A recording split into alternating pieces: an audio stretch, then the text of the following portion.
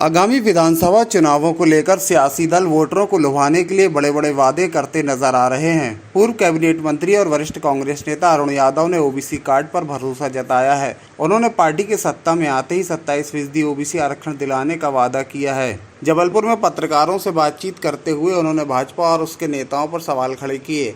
उनका कहना था कि कांग्रेस ने सत्ता में आते ही पिछड़ों को 27% आरक्षण और किसानों की कर्ज माफी की थी, लेकिन भाजपा नेताओं ने हाईकोर्ट जाकर इस पर रोक लगवा दी।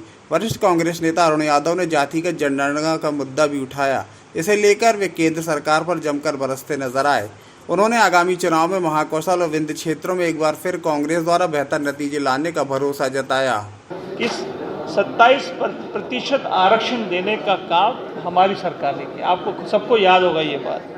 2018 में जब सत्ता में हम लोग आए तो सबसे पहला काम अगर कमलनाथ जी सरकार ने किया, कर्ज माफ़ी की और फिर ओबीसी को आरक्षण देने की बात हमने की। आरक्षण का सारा लेखा जोखा तैयार हो गया, विधानसभा के पटल पर चला गया, उसका गजट नोटिफिकेशन होना था।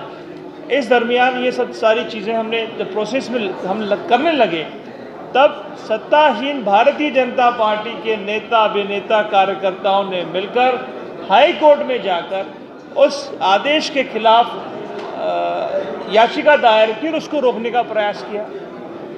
तब भी हम लोग लगातार उसमें प्रोसेस में करते रहे।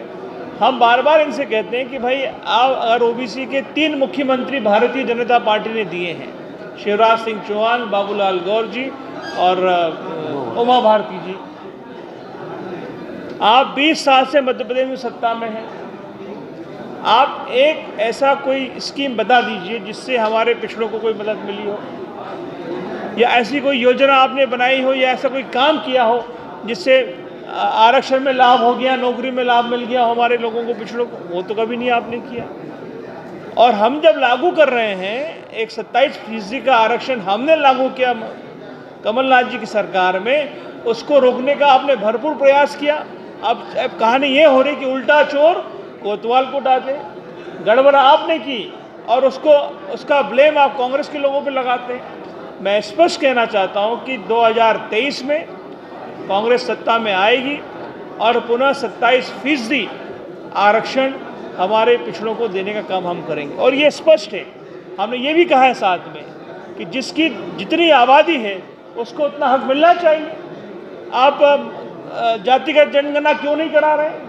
2009 में मैं सांसद था, उस समय 12-13 में जब हम सत्ता में थे, मनमोहन सिंह की सरकार ने जातिगत जनगणना के आधार पर पूरे देश भर में उसकी जनगणना कराई। उसके आंकड़े कैलकुलेट हो रहे थे, इतने में सत्ता हमारे हाथ से चली गई। 13 से 23 तक मोदी की सरकार दिल्ली में रही।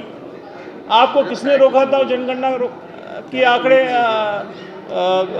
प्रेषित करने के लिए? देश की जनता भी जानना चाहती है कि हमारी आबादी देश में कितनी है। तो अगर आपको कष्ट नहीं है तो आप इसको रिलीज करिए। यह भी स्पष्ट करता है कि संघ की और भारतीय जनता पार्टी की नीयत कैसी है। अगर आंकड़े हैं तो उसको रिलीज करिए। आरक्षण है तो हमने आरक्षण दिया, आपने क्यों रोका उसको? आरक्षण भी देंगे और देश में सरकार आए तो पुनः जनगणना के आंकड़े भी प्रेषित करेंगे।